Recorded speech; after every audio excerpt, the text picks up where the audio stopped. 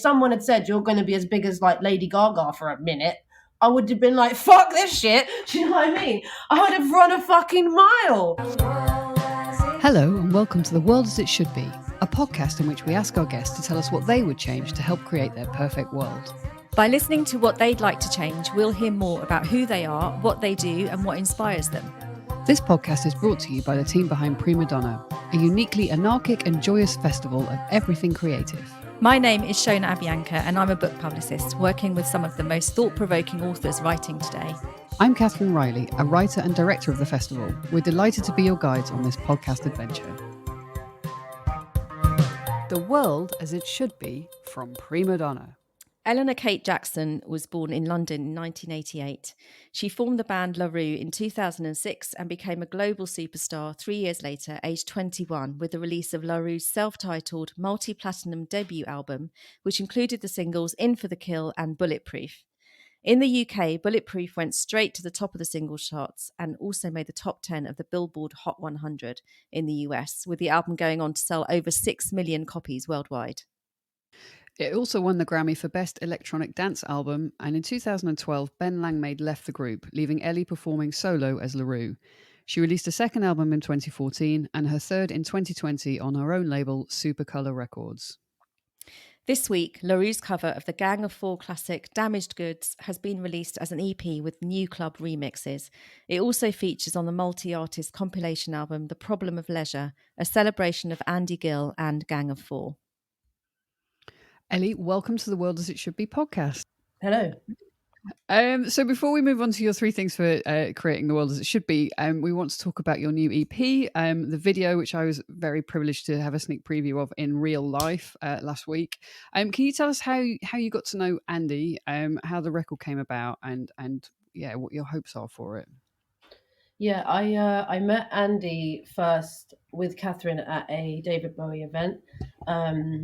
We'd gone to see something at the V&A and she came up to me and said hi or something, just basically introduced herself, and then we're kind of just friends from that point onwards. I can't really remember it a different way than that. And then she invited us to their house, I think was the first thing. They invited us to a dinner party, and I think me and my girlfriend were a bit sort of like, why are we being invited to this? I didn't see myself as kind of in a crowd where somebody like Catherine and Andy might want to have me around for dinner. It was quite strange actually at the time, I think, because I didn't realise the perception of myself or anything at all. Still don't really understand it. How can you? And they were big fans, and I was sort of like, why? How is this generation that's come from, stuff that I admired so much? I always found it really weird how then that generation connected with what I'd done. I always found that to be a huge shock. It wasn't something I expected at all. So I always found that really nice about them as a couple, that they were kind of so respectful of me, even though I was so young and I didn't feel like I'd done very much. And Andy was a big fan, and I then told him how much, and also I didn't realize straight away that he was from Gang of Four, because I just didn't. I hadn't clocked the face thing, and I just hadn't clocked it. And then obviously when I realized, I was like, shit, you do realize that Damaged Goods is a huge influence for M for the Kill. And I don't think he didn't, or maybe he had read it somewhere, but I don't think he'd known, or we hadn't had that exchange.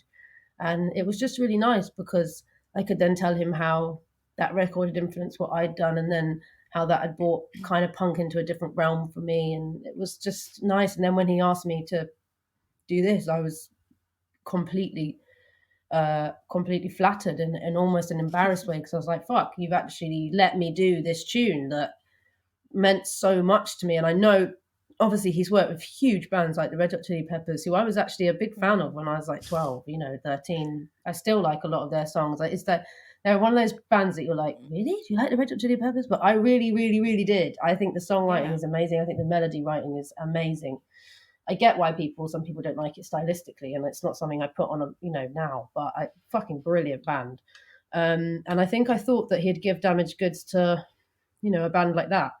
And I still feel obviously very privileged to have been given that song.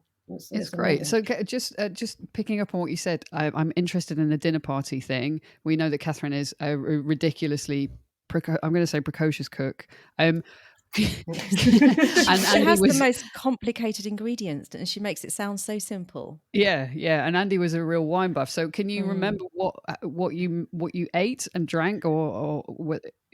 I can't, but I feel like it was some type of stew.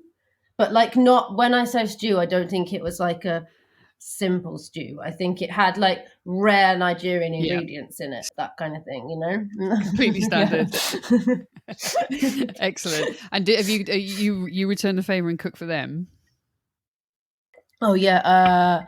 I then we had a kind of series over a couple of years of only 2 or 3 sort of dinner parties. I think they had another friend that I sort of knew as well called Roux, and we went to his for dinner a couple of times. You know, we sort of took it in turns. I still felt, you know, quite out of place this entire time, you know, sort of 24-year-olds like, woo, and then everybody else is just from this whole other world. I was like, it's really interesting because obviously my friends just talk about the shit that I already know about. So suddenly you're at a table with somebody like Rory and Catherine, who are both, you know, very well respected journalists, and talk about things that I find quite intimidating, to be honest with you, and I don't really know a lot about as well. It was really interesting.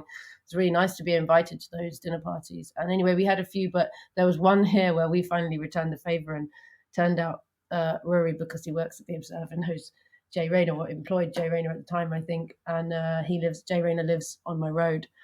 And I had to cook, me and my girlfriend, but I basically had to cook for Jay Rayner. It was really fucking What did you make? And obviously, what did you make? Well, obviously this must happen to Jay a lot as well. So he's probably really bored of people being like, right, I've got to cook really well. He's probably like, for fuck's sake, just make spaghetti, you know.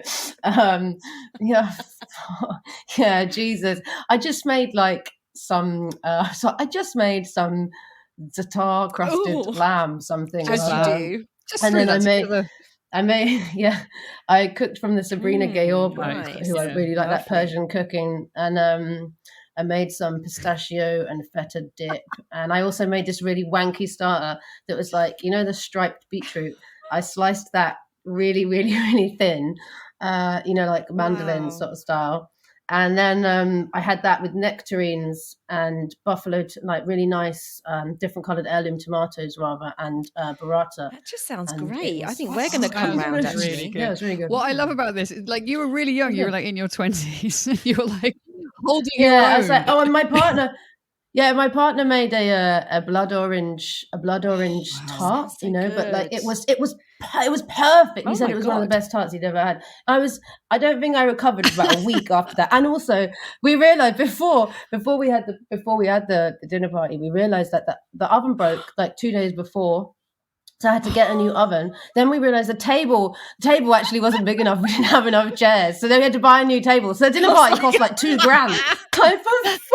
Well, we keep telling Catherine that she needs to go on Celebrity MasterChef, but actually I think you need to go on as well at the same time. No fucking way. I can't deal with that level of stress. Making restaurants is enough stress. I love how much money you threw at that problem. That's brilliant. No, thanks. I'm all right. So I think my sister was like, what the fuck is wrong with you? I mean, it's disgusting. I'm not advocating this. It just happened. It wasn't like I thought I should have spent that much money. It was just that the oven broke. Then we didn't have the table. Then we were like, shit, we're just so, yeah. You know? Brilliant. Sorry, funny. we were talking about your music, which is It's not as amusing as this. Great story. Annoyingly. So Damaged Goods. How did you come? How did it come that to be that was the song? That was your song on this tribute album. Well, I think he was always going to give it to me, but I hadn't realized that. So when I said, "Look, I'd love to do something on the album," but I was like, "I'd really want to do." I'm so cheeky. I was like, "I'd really want to do Damaged Goods, though. Like, I don't know how I'd do anything else." And he was like, "That's what I've saved for you." And I was like, "What the fuck are you on about?" And that was a real shock, because I really didn't think that he would have. I would have thought that would have gone somewhere else. Did he already know that you loved that song? I mean, he already knew that song had influenced big time, you and I'd said it in interviews before. I guess from his point of view, that's the one that you would do the best. Yeah, or you want to give an artist their favorite. You know, if I was doing it the other, I'd want to give them their, you know, because that. But sometimes it's harder. You know, like some of my favorite songs. Most of them, in fact, I would never cover in a million fucking years, because also they're in a style that if I were to do them, I wouldn't change the style. And I think that's what's so great about this cover, is that if I was to do it, I would change the style, because that's not my style. Like, I'm usually a tiny bit, I'm a lot more soul usually than that. Soul there's, even though my music doesn't sound like soul, everything's always coming from those kind of pockets and stuff. And I like that idiosyncrasies and not the the syncopation. And that is not really in, punk's like, don't know, it's just very like that. So for me, this was a great opportunity. And also, I'd been studying Grace Jones covers, because I just listened to them a lot, but Grace Jones covers were are they are the kind of cover that nobody else really manages to do. Like, covers are real art, and I think Grace Jones was amazing at it, because she'd take a song that you could not like at all. Like, there's this song by Gary Newman, and it's called Me, I Disconnect From You. And the original is, honestly, it's like unlistenable. I don't like it. It's not my vibe. I like Gary Newman, but this isn't one of the Gary Newman things that I like. And I really hate the original, but what she's done with it, you're like, I fucking love this. Like, this is sick, like, literally. And I think being able to take something you can't hear in a song and bring it out of a song and make somebody hear it in a completely different way, in a whole new genre, and actually pull it off and almost make it sound like a whole new song, that's a real skill. It's a real skill. You don't hear it very much. Usually you just hear these kind of trite piano versions and everything. It's like no one really covers anything anymore. And so I put a lot of effort into that. And I was like, if Grace Jones was to cover this, what would she do? What would Sly and Robbie do? And that's kind of where I took. Did you kind of know instinctively what you were going to do, or was it quite a nerve-wracking process to decide on the final version? At first it was really hard, and I thought, you know what, I can't start with production. I'm going to have to start with, I realized I had to start with tempo and groove. And I was like, if I start there and I have something that I can just play the keyboard and sing along in a way that feels like it's the beginning of one of my songs, then it will work. And then I'll just build around it like I normally would one of my songs. So I think I found the chords, and then I played them on a synth. I would have just like got the sound up on here or on one of the things over there, and I just stood here, I think, for a while. And also the key, that's really important. Like, it's what Quincy Jones said, whatever, 40 years ago, whatever, but it never changes. It's always the same amount important. You have to get the key right for your voice. So that was also something I had to figure out first. Is this the right key for me? No. Do I want to sing it in falsetto? And if so, do I want the key? Do I want the music to be below me or above me tonally? So making all those decisions first. And then once I had the keys in the right inversions, in the right place, in the right tempo, in the right groove, then I started to kind of put in a basic version in Logic and just damage goods, send them back, in that kind of groove. And then it took a little while after that to get the style right. Not ages, but it just was a bit of a kind of, until I got the bass line right. That was kind of then what ended up driving it. The dun, dun, dun, dun, dun, dun, dun, dun, dun, that was really important to get that melody in there. And then after that, I remember there being like a rhythmical. There was like places where I was bored, and it was annoying me because there was gaps where there shouldn't have been gaps. And I think that's when I started playing the guitar, because rhythm guitar, it's the old school gap filler. It's the most old school gap filler. You start playing rhythm guitar and anything, all your gaps are filled in suddenly. But it's not something I would be doing on my music that I make now. It was actually probably the last time I picked up the guitar, to be honest. And I think I just did that lead part, the as a kind of leading part, and then left that running as a kind of rhythmical thing.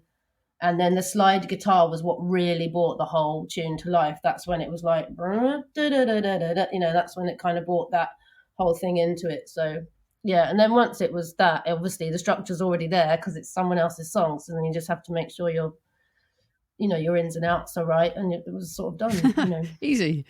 It's a fantastic and absolutely fantastic cover of a fantastic song, and the video is amazing. So this, by the time people listen to this podcast, this is all out in the universe, people to enjoy. Can you talk us through the microwave abuse in the video and how much you enjoyed, Yes. like the process, like the performance of making it after the especially after the 18 months we've all had?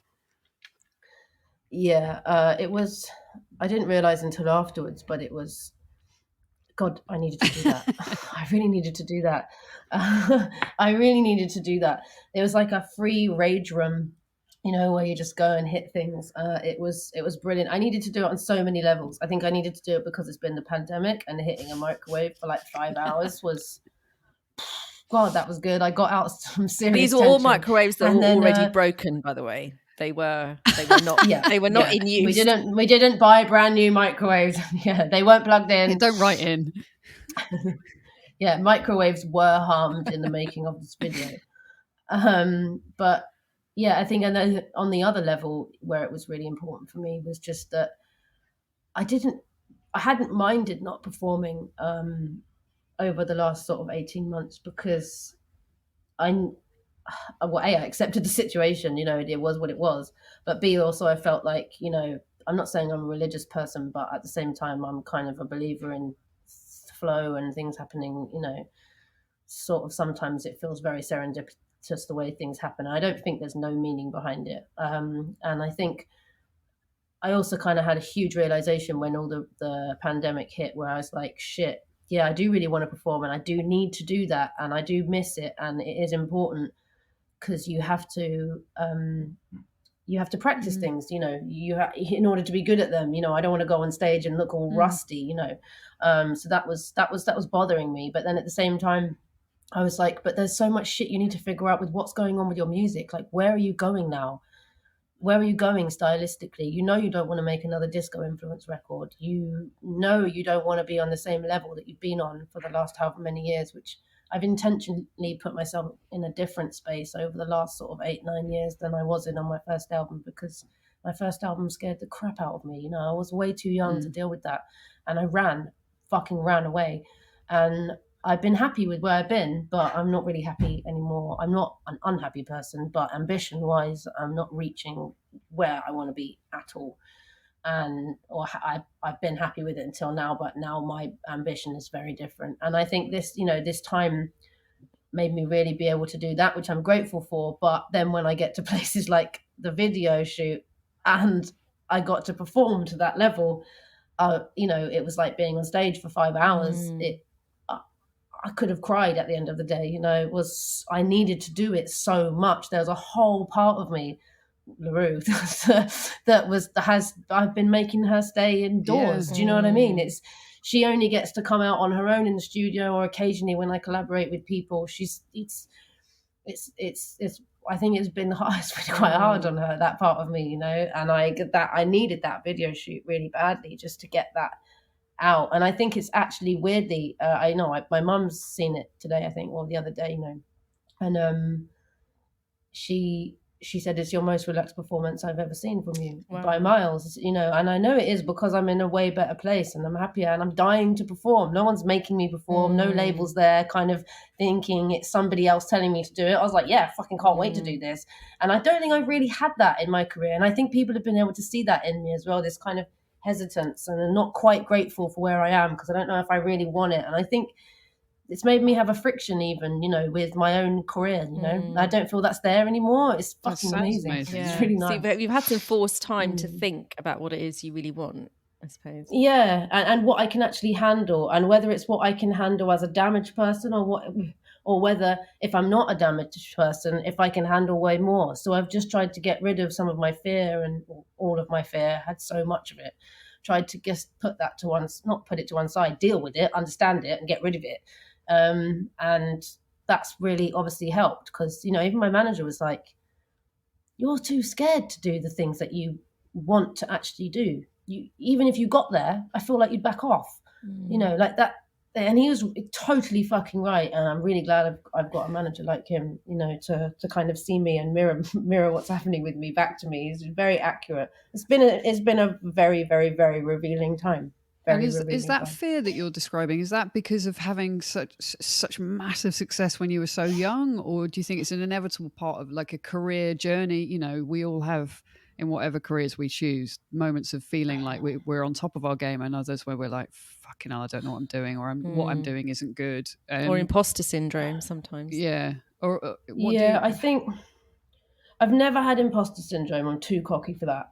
But I'm not gonna lie. I haven't. I've never had it. But probably the opposite of imposter syndrome, whatever that is. But I don't. I think it's a combination of those things, you just mentioned, because it's partly that everything was in mine and Ben's hands, at the start. And then it was just me and him discussing everything, and it felt fine.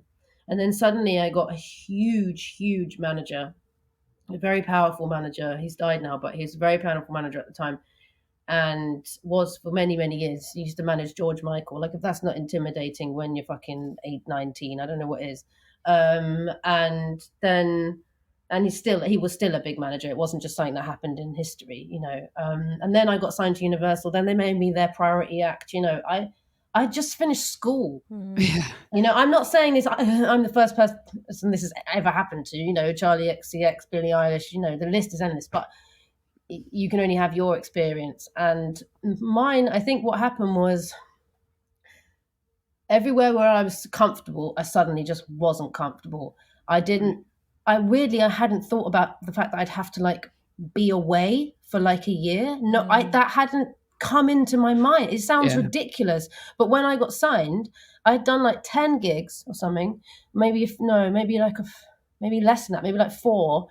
And then suddenly this company, CAA, that I'd never even met anyone there before. I didn't even really know who they were. It hadn't registered to me who they were, what they did. I mean, it's literally this kind of like, what is happening? Is that mental?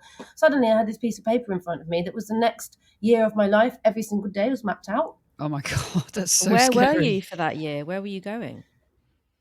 Fucking everywhere. I mean, like, we did like 3 or 4 mini, like, sort of not mini, but quite large tours in America, but just back and forth. I never even thought I was going to go to America. That never crossed my mind that I'd be big in America. You don't think when you're like 20, you're not like, yeah, this tune's going to be massive. I'm going to be winning Grammys in a year in America. You don't fucking think that. Like, you just think, God, I'm happy if like some bands that I like the music I made, If anyone listens to this, that listens to the music that I listen to, I'll be well happy. That was it. That was my whole world. Suddenly it was like everything you say is scrutinized. Everything you do, everywhere you go. I was like, what? Fuck, I never thought I was going to be in that area of pop. To me, I was making an alternative indie electronica record that had pop vibes.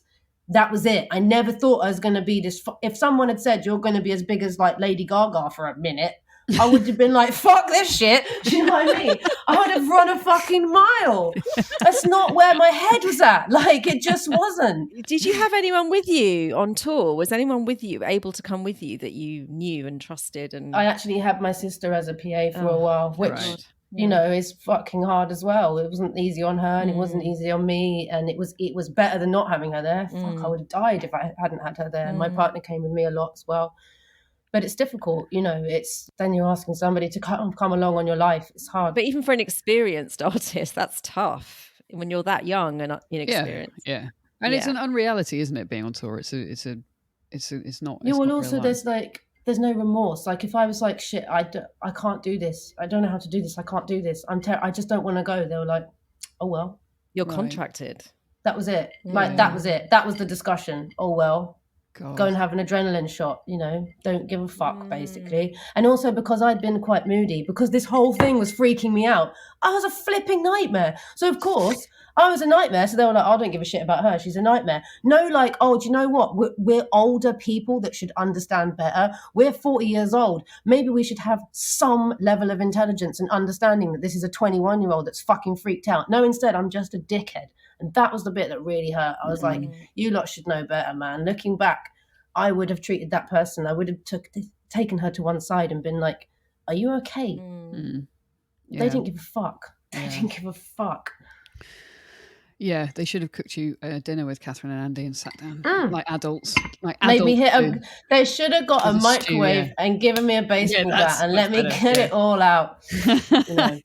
Okay, well, so let's move on to consider a happier place and time. We're going to talk about your 3 things to change the world to make it as it should be. Do you want to talk us through your first change, which it has 2 elements to it, I think? Yes. I would like to change perceptions and have more proper, actual discussions. And I'm not using the word debate because I feel like the word has just has no meaning anymore. You know, like you say the word debate and it basically just means one person saying, I think this and my mind will not be changed. The other person saying, I think this and my mind will not be changed either. That's not a debate. It's just not. It's just No two one's people making listening statements to each in a other. room. Yeah, exactly. And I feel like the whole world is being run like that right now. You know, Greta Thunberg says one thing, government says we're meeting these targets. Greta Thunberg says another thing, they say we're meeting these targets. They're not talking to each other because nobody wants to talk to her because they think she's a lefty hippie and she's ruining the world Well, with her because they're worried about environmental, what she knows, I think. positive. Yeah, because of course they are. They know if they have a discussion with her, they'll be made to look like idiots by somebody much younger than them, and it would be embarrassing for them. And but we do need to be having these discussions. You know, we do need to be putting people in rooms and watching them actually go, look, have you thought about it from this perspective, and having a proper mediation. You know, not going rah rah rah rah rah in the PMs and them going quiet quiet quiet. That's not mediation. That's just saying shush when people start going rah rah. You know, it's just, I don't feel like these things are being, it's clear to me. I feel like it's clear to everybody else as well. I don't feel like I'm saying anything new, but I'm like, why are we still looking at our country being run in this really weird way, and every single topic being debated in inverted commas by in this way when it's not being debated at all? Like, we're not getting anywhere. People don't really seem bothered enough by it, you know.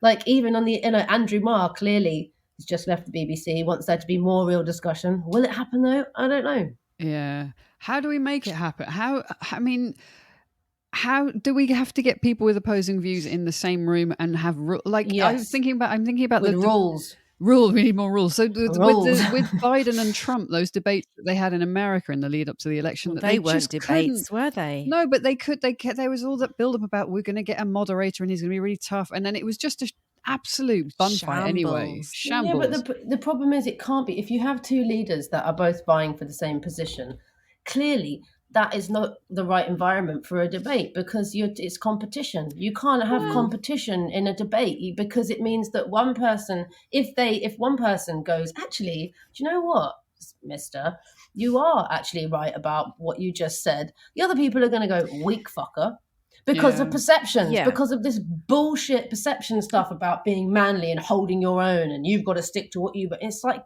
bollocks. It just means there's no progression. Yeah. It's about fact checking as well, to a degree. So you said at the top of this, Ellie, that it's about kind of trust and mistrust. And what happens a lot, I think, is that politicians particularly, but I'm sure it happens in your industry and ours, people don't have any shame now about just saying things that are demonstrably not true and then go on to be demonstrated as a lie. But in the moment where they're on TV, they're just shamelessly saying things that are not true. Oh yeah, they just don't care. Yeah. So what do we do? Do we get referee? How do we do this? I'm just thinking of practical solutions Well, to this also big problem. it's quite strange as well, because people tend to believe the lies and not the truth, which is also fascinating. But I don't. Yeah, okay. In terms of solutions, I feel like obviously education. I do remember being taught about propaganda when I was actually quite young. I don't know whether that's still on the curriculum. Like, I'm sure it is in terms of the Nazis, but it's like they only talk about it in terms of World War II. I'm like, it still happens all the time, you know. And I feel like it's difficult because I remember my mom, actually, she was a supply teacher for a while, weirdly. And she said that when she was filling in for somebody in I think it was like an English or general studies class, I can't remember what it was. And she said she thought she would bring in, different newspapers and not be biased in any way, but just explain that these newspapers are funded by this kind of thing, and this is called a red top, and this is called a this, and this is called a that, and this is, and just explain the different kind of things, and get the kids to read different bits of the papers and see what they thought and get their opinions as well, and see if they thought any of it was biased, but without putting her own opinion at all on it, And the school just slammed her from doing it straight away. This is obviously this is obviously quite a long time ago, but apparently it's still, unless you're doing media studies in sixth form, then obviously you get taught all this stuff. I did media studies for about 5 minutes. God, it's boring. You do learn all this stuff, but it's on such a basic level. And by the time you're sort of 17, you're like, I already know this. but it's not allowed to be, this stuff about bias in society and in the media is kind of not really allowed to be taught, because then you could be being biased by the way you're explaining it, Right. which creates a huge problem for educating children. But that's really ridiculous, because she wasn't explaining it. She was letting them make up their own minds.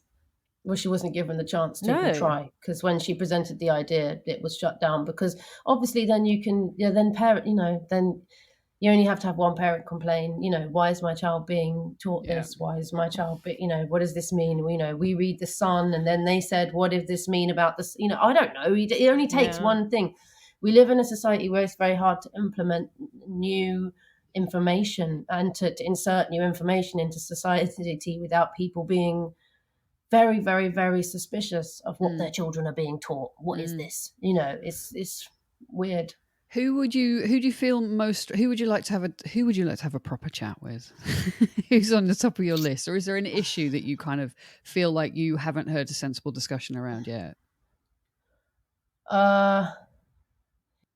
There's a rapper in America called DaBaby who said some abhorrent things about AIDS and gay people recently on stage.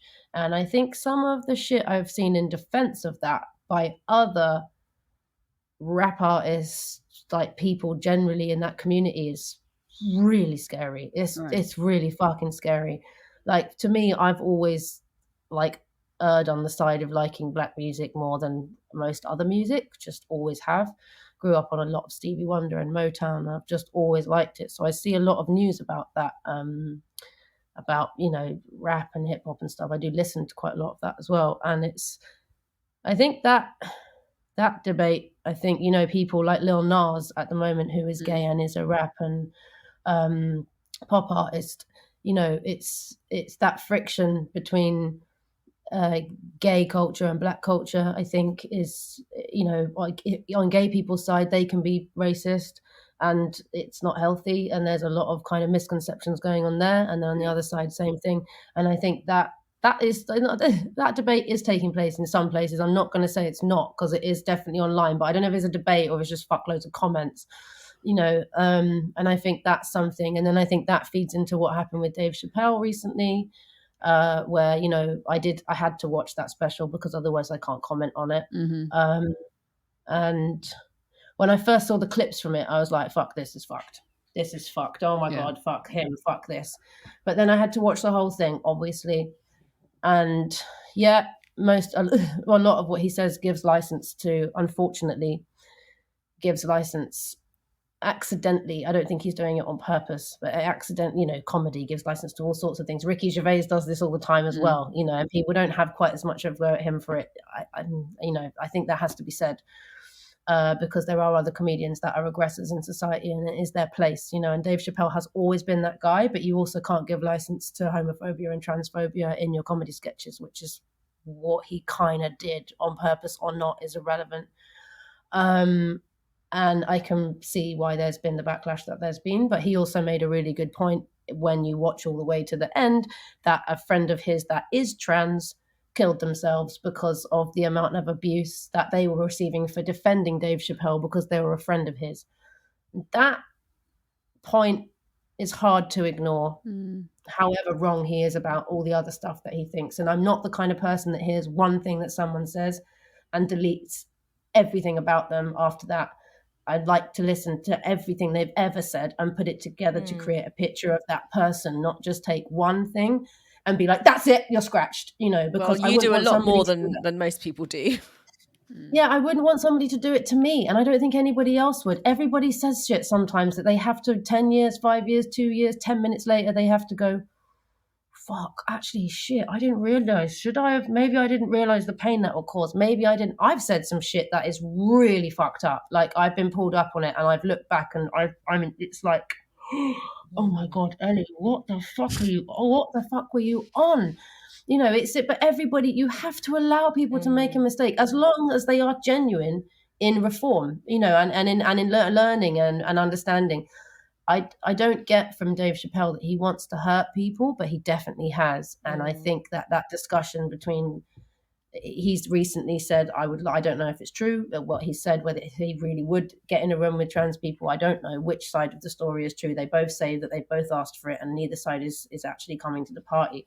But I think that would be a healthy thing to be on television. If it could stay peaceful, I think that would be a really healthy discussion to watch take place. And I think that those points of debate between those intersections between people with, the diversity of the people that you're describing, those I think are the points where there's most hope for, like, not redemption, but for education and moving on. It's when like there's a dominant, I don't know, room of Tories not listening to other people like women. That things don't get moved on. But I think because you can share a commonality of discrimination, I think those intersections where people have that shared experience provide some of the most hopeful areas for genuine change. Although that can also create friction, I recently learned, because in the Black and brown communities, it's difficult, which they don't compare a choice of sexuality. They see it as not a choice of sexuality, but that if you are gay, you can hide it when you kind of walk down the street, which in some cases, I guess, like, is kind of true. Whereas if you're black or brown, when you walk outside your house, it's not like you can't fucking hide from that. Do you know what I mean? So the discrimination levels are slightly different, which I also hadn't quite understood until the last sort of year or two, when I was kind of like, well, shouldn't we be coming together? And it's the same. Then, like, it's not the fucking same. Do you know what I mean? And it's obviously, it's true, the history is not the same, everything's actually not the same. So, like, again, but in order to learn all this shit, you got to have the chat. You got to you got to be allowed to say the wrong thing as well. You've got to be allowed to say, oh, I thought this, and for somebody not to literally shoot you. You've got to be able to say, I'm sorry, I didn't realize, I thought this. Fuck. I actually thought it was okay to think this or that. And then someone goes, hey, it's not because of this. And you go, oh, shit, okay, thanks. Yeah. If we don't say it, how can we learn? Yeah, I totally agree. You mentioned your mum, who we're a big fan of. She made you play your first gig at the Half Moon pub in Putney. She sounds like a legend. Yeah, which is an old haunt. Yeah, she and I think your dad as well, both actors. So they have been in the public eye. So this brings us seamlessly onto your second change. Do you want to talk us through it? Fame. Yes. That's the one. That's the one. Yeah, I think this was mainly because of the Travis Scott thing happened. And I was like, yeah, I kind of felt like, with the pandemic, the way it made the world stop and the way it felt like it was taking us all down a peg. Do you know what I mean? Yeah. Like, nah, do you know what? You got too cocky, humanity. This is what nature is really like. And you don't have control over this. You don't have control over this. There's going to be a tsunami. There's going to be a disease. You just forget it. You think you're in control and you're not, right? And I feel a bit like I kind of want the world to do that to Fame, and a little bit, and I feel like with the Travis Scott thing, I'm actually a huge fan of his music. It's not anything to do with the guy personally. I don't fucking know anything about his personal life. I don't care, whatever. But I do feel like this displays one thing, which is that people love to just have a millionaire or a billionaire and then blame them for fucking everything and sue the shit out of them. And they're just like, right, you're a millionaire. I want a piece of what you got. And that's horrible to watch in society. And I'm not saying that's what's happening with Astroworld, Jesus Christ, because people have died. But like I'm saying, it reminded me that happens a lot. It's like Tina Turner recently said that she didn't want basically her tribute act in Germany or something. Yes, looks too much like her. To be fair, she fucking does. Yeah, she really does. If it was me and my fans, I was like, I don't think they're going to know the difference. It would piss me off, right? I get it. I totally get it. But obviously, because she's rich, everyone's like, oh, she's obviously run out of money, fucking bitch. It's like there's this whole nasty negative narrative just because she's quite rightly gone, hang on, I'm Tina Turner. Do you know what I mean? Yeah, she'd be labelled a diva. It's like, also just like, must have run out of money. Must haven't been on tour for a while, have you? You should have seen the comments. It's horrible. Anyway, so yeah, it's really awful. So it's like that kind of reminded me of that. And then obviously this Travis Scott thing where for some reason they thought that they can put one of the biggest artists in America on a stage when nobody is already at the stage, put him on as if people are not going to stampede. Like it's not, it's like understanding fame by putting on such a huge event and then really not understanding it at all, and then putting people in severe danger. The way that people have started to follow musical artists nowadays is almost going back to the Beatles vibe, but adding in social media and people being basically fucked by their phones already. The way that they're describing the way kids were behaving at that concert is worrying. You know, like the fact that there was some people, first of all, trying to get the security and everyone to listen, and they won't, because Apple and these huge companies, again, which is kind of a form of fame, you know, have got so much power over this environment that this has happened. And then you've got these stories of people being like thinking that people who are being given CPR, people thinking that that's some kind of joke, and like dancing around them and like being idiots and like not understanding the severity of the situation and dancing on ambulances. And you just think, if anyone's fame can make people act like that much of a dick, can it be good? No. You know, like, what makes you so blind that you can't see humanity anymore just because Travis Scott is on stage? Like, yeah, his fucking music's great. It's really futuristic. His visuals are amazing. I get why people are excited. You know, he's a fucking cool artist, but like, chill the fuck out. Do you know what I mean? Do you think because people have access to artists like in a way, an intimacy that they didn't used to have through their Instagram feeds and their TikTok, you know, their social media, whatever, and you know, behind the scenes video, all the stuff that kind of happens, do you think that makes people behave more badly towards famous people? Do you think celebrity has any value anymore, even if everybody's got their 15 minutes of fame? Well, it must do, because I mean, look at how it's functioning. I mean, it's functioning like a perfectly oiled capitalist machine in more of a way than it ever almost has. So it must be actually benefiting whatever that aim or whatever that flow is, if you know what I mean. It has to be. But it's weird, because actually I think it's even sort of stranger to think about is that the mayhem and the madness the mania, as it were, almost just looks the same as it did.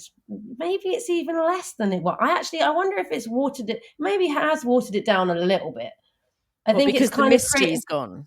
It's kind of created a mania when you're on your phone and you're not with them. It's become obsessive all day long. Do you know what I mean? You can know every single day. But I think then in the moment when they then see them, it makes the mania slightly less. Do you know what I mean? Yeah, that makes sense. I mean, I'm thinking of that footage of like the Beatles and how people would go absolutely insane when they saw them. Yeah. But it's also because they'd never been allowed to see like men do anything fun before, or anyone do anything fun before, apart from being in the army. Do you know what I mean? I think it was just like they're coming out of a time when there was like no expression, you know. So it's like suddenly men were just like working, and then like suddenly they were like on stage and doing all this sexual business, you know. And it's just like, it's a shock to people. It's a whole cultural shift, as well as music and excitement and fancying people, and you know, it's just a big change when that all happened. Have you had any experiences with people that have been, you know, completely obsessed with you, or in a good way, or in a less good way? It's not ever really in a good way. Okay. Because I think once it gets to that level of obsession, as we all know in our private lives, daily, you know, yeah, it's not healthy, is it? You know, like it can't be healthy. And the problem is as well, once you've been the one that's been obsessed before, like we all have as teenagers, you almost know what you're accidentally inflicting on somebody else. Do you know what I mean? And actually, it makes me really uncomfortable, because I know, first of all my life I've been a massive people pleaser, which I've recently changed. But because I have been a massive people pleaser, it's almost like I'm like, I feel really bad that I can't give you what you want. Do you know what I mean? I can't give you my leg on a plate. I just need it. I'm really sorry. I can't marry you. Yeah, I can't. I've married 25 other fans. Like, have you ever had a stalker or stalkers? Yeah. Oh my God, that must be terrifying. Okay. I don't like it. And if she's listening, I really wish she'd stop. Oh. Genuinely. Jesus, it's still going on. Yeah. Okay.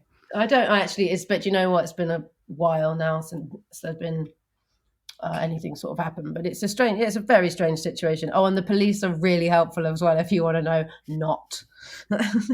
I could have a rant about that, but I won't. We'll take that offline. Might do that off air later on. Later. Yeah. So are you in conclusion to your point about fame, what do we need to do about it? What needs to change? Is it too much? We need to just level it all out. Is Stardust has value, doesn't it? We all like kind of being up close to someone who, before, I don't know who your idols were when you were growing up, but Michael Jackson, Prince, Stevie Wonder, classic pop stars. Good choice. Yeah, just that sort of again and again and again. And the magic of that, especially when you're a kid, like the magic of imagining, how their lives are and whatever. Well, I just used to look through, I was like came too late for the actual original Michael Jackson album releases, but History, the disc, the 2-disc thing, was released when I was a kid. And I had that, and it was like, by the time I finished with it, the pages of the booklet inside were just, there was no color left on the pages anite because it just, I'd just gone through it again and again. And that picture of him with the monkey, wait, he had a monkey? Just constantly just coming through. And it's just so weird. And like seeing him go from black to white, it's just, as a child, I was like, what the fuck is this guy? It was so fascinating to me. He's just not human. I was like, this guy is not, and I didn't know if I was in love with him or I wanted to be him or if I was like I didn't know. I was like, what do I want? He confused the shit out of me, and it was just this weird concoction of fascination, and it was very, very odd. Very odd. There's no artist like that anymore. Forget it. Well, I guess part of it was the mystery. I mean, that did, of course, it's different now. He wasn't on Twitter going, oh, I'm with my monkey,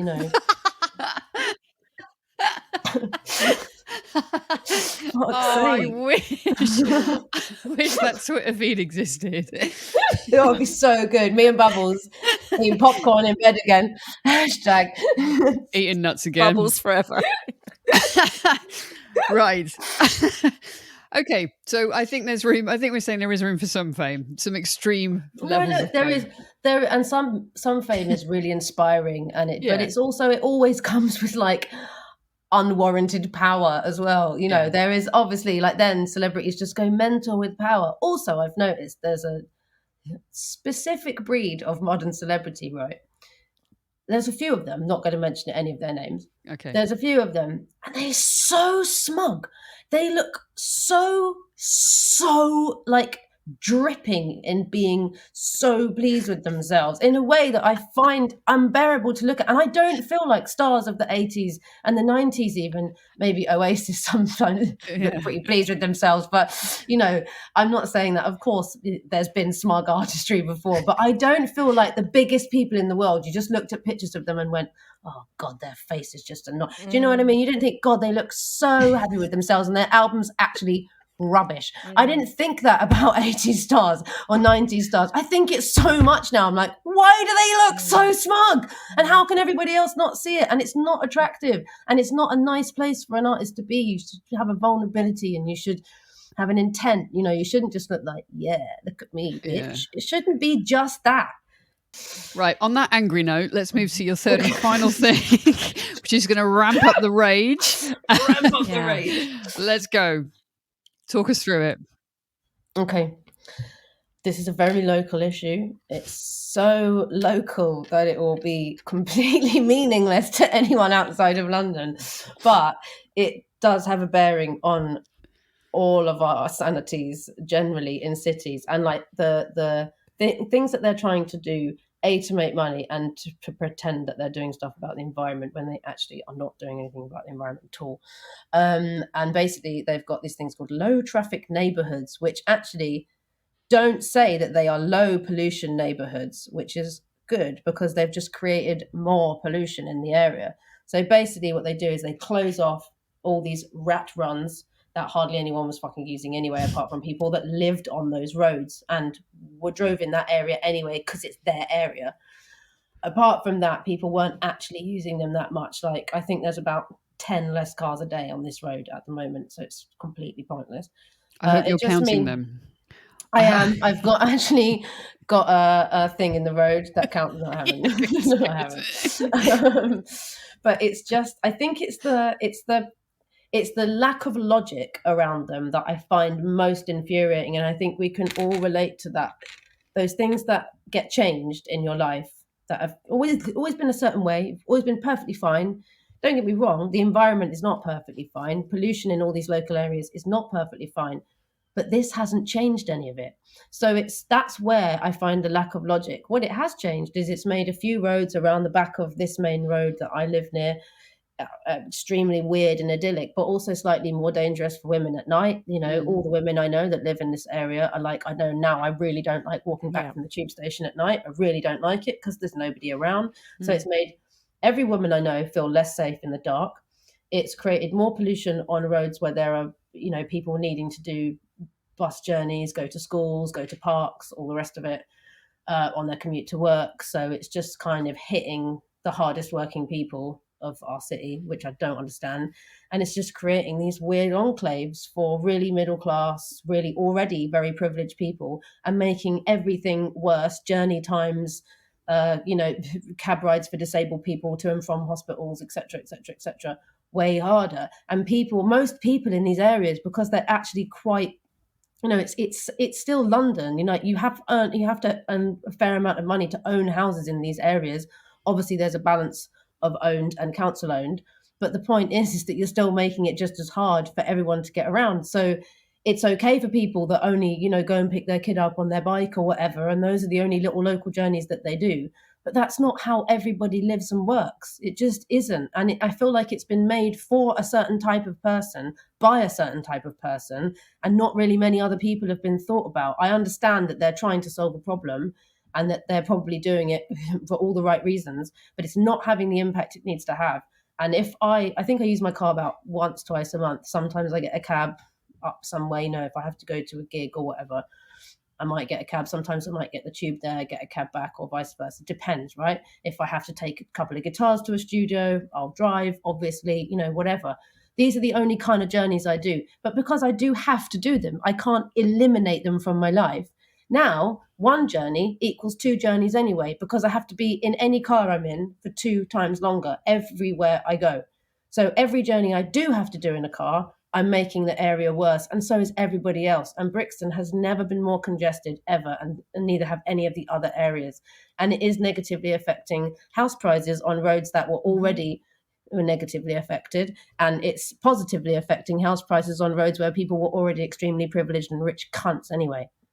I haven't interrupted a word of that because I completely agree with you, and you succinctly like summed up the whole issue. It was a problem. This is a solution to a problem that didn't exist. That's what I think we're all agreeing on. And there's where I live in around Finsbury Park. There's like a main road that's now constantly jammed, and there's data has shown that there's 40% more traffic on that road, whilst the roads that the houses are on are empty. They're basically the same. Yeah, exactly. But there wasn't loads of people hooning through there. Yeah, so. No.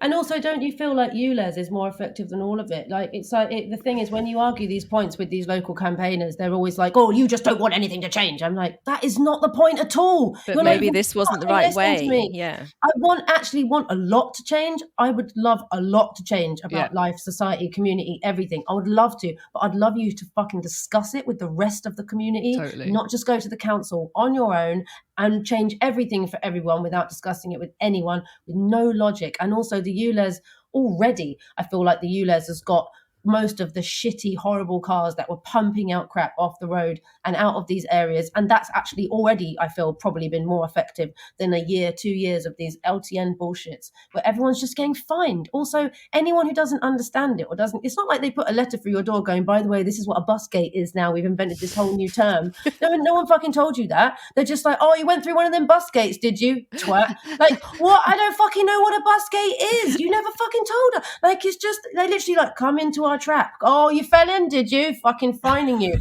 Oh, no, I'm not having it. It's bullshit. It's fucking bullshit. Excellent. What are you doing about it, Elly? Tell me that you're taking them to court. I'm fucking taking Southern Council to court, genuinely. And we are going to come and support you. Yeah. I'm going to get all my fans down. I'm going to do a gig there. Oh my God. That'd be so brilliant. You did like a political protest about This is LTS. ironically going to be all over social media now, I think. I'm actually going to do a Christmas song called Cancel the LTNs. We can get you to number one. This is For gonna be charity, amazing. obviously. Yeah, for charity, obviously. Yeah, for asthma charities. Yeah, I should actually do right. this. Actually You heard it here first. I'm not doing this. Beautiful optic. You are doing it. I'll write some lyrics. I'll I'm write fucking not. I'll give some money to asthma charity instead. rhyme fumes with come on, help me out, Ellie. Or something. Booms. Anyway, don't worry. Just listen out for in the charts, guys. Around about the end of December. Oh Lord. So when you're not doing that, which is going to take a lot of time, I know, writing angry letters to Lambeth Council and also writing the song. What's next for you over the coming weeks? And We really months hope ahead? you're touring. Well, I will be definitely doing some festivals next year. I can't stay away for any longer. It's ridiculous. Good. Like the Prima Donna we've got Festival. Yeah, like that. That's my main. Which is at the end of that's July first in thing. Suffolk.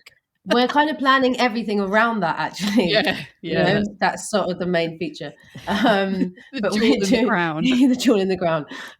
We're doing something in LA, I think, in early summer. And I think Brilliant. what I'm planning, I needed to put something in to make sure I've got enough music finished by then to actually play there, because I'd like to focus on some new material. But it's also like an electronic dance festival, so I will be focusing, you know, on that side of what I do as well. So it's going to be, I've got to work out a new kind of live show that I've been thinking about for about, a good year and a half. So How much fun is that? I can't wait. it's fun, but I find putting a live show together, once it's done, it's fucking amazing. And once you've done the first 2 shows, it's great. But putting Build it up. together, it's really, really, really hard, especially now, because when I've had bands before, you have to teach the bands everything you've written, which is like, for me, it's a nightmare, because I'm like, they're not playing it exactly like I do. I'm a nightmare. That's a nightmare. That's fair enough, though. And it's really hard for me to hand that over. It's a really hard process. Whereas now I'm probably not going to have a band, because I'm making a different kind of music. So I'm not 100% sure how I've got to build a different kind of show for that as well. So Cool. it's all challenging, but it's We're fun. definitely going to come and see Well, you. if you need a couple of backing BVs, all over that. Yeah. Okay. Good. Okay. Good. She said it's very. I'm like, I think that sounded very committed Yeah. to me. I'm penciling that in. Yeah. Thank you so much, Ellie, for coming on the podcast. It's been such a Thank you pleasure so to talk much. to you. Thank you. Take it Thank easy. you for having me. Thank you. Cheers. Bye, guys.